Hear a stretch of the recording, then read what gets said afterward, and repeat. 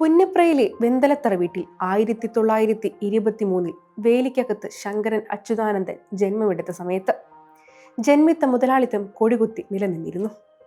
ജന്മിത്ത ക്രൂരതകളുടെ കഥ കേട്ട് വളർന്ന അച്യുതാനന്ദൻ സകല അനീതികളോടും പ്രതികരിച്ച് സമരമുഖങ്ങളിൽ മുൻപന്തിയിൽ നിലനിന്നിരുന്നത് തനിക്ക് മാത്രം ഒന്നും നേടാനായിരുന്നില്ല.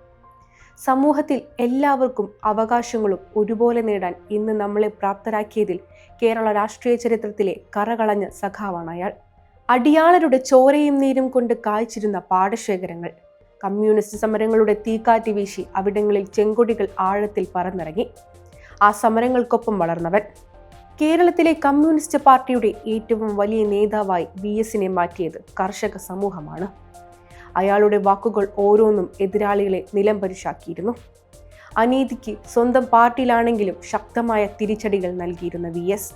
അതുകൊണ്ട് തന്നെ ഇന്നത്തെ പല മുതിർന്ന നേതാക്കൾ പോലും പ്രത്യക്ഷമായും പരോക്ഷമായും ഒളിഞ്ഞും തെളിഞ്ഞും അയാൾക്കെതിരെ ഒളിയമ്പുകൾ എറിയുമ്പോഴും അയാൾ എന്നും തോൽക്കാത്ത നിലപാടിന്റെ ഉറച്ച ശബ്ദമായി പ്രതിരോധ വലയം തീർത്തിരുന്നു. അയാളുടെ പതനം കൂടെയുള്ളവരും ആഗ്രഹിച്ചപ്പോൾ സ്ഥാനമോഹങ്ങൾ അയാളെ ഒരിക്കലും ആഗ്രഹിച്ചിരുന്നില്ല. അയാളെ തേടി ജനസാഗരം എന്നും അയാൾ ഉള്ളിടത്തെത്തും. അതാണ് അയാളുടെ ബാക്കിപത്രം.